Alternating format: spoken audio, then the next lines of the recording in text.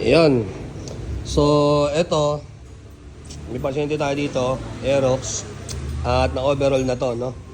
So, after mo overall, gumamit ng langis na pinagbabawal.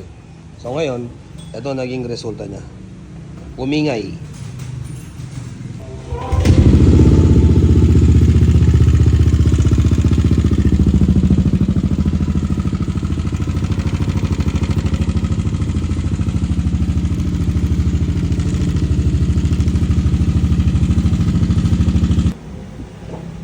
Alright, so naging problema nung ating pasyenteng Aerox. Ayan po, yung cams niya, sira. Kung mapapansin niyo, ito. Ayan o. Kita nyo, naglalaki yung kuko ko. Diba? So, kinain niya. Wala na yung standard lobe. So, ito po ay stock cams, no? Pangalawa, yung kanyang intake cracker arm. Kung mapapansin niyo, ayan, may alog na po yan. No? Malaki na alog yan. Ayan. Ayan.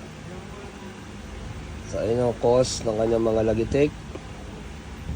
Kanyang maalog, rocker arm bearing, and then yung kanyang rocker arm shop. So ito, pumapakat na. Ayan, kung mapapansin niyo, ayan ang kanyang mga damage. Ayan.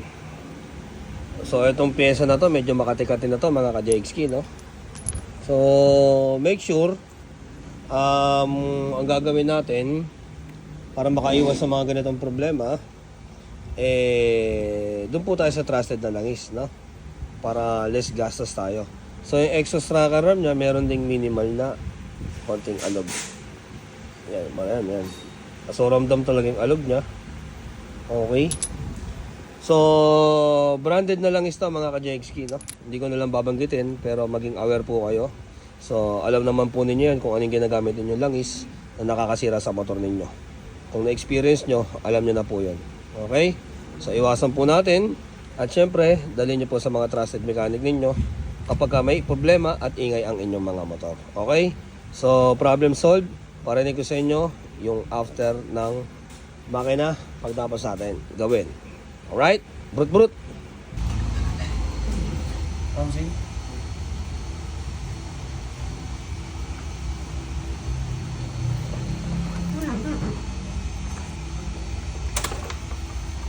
Game fire.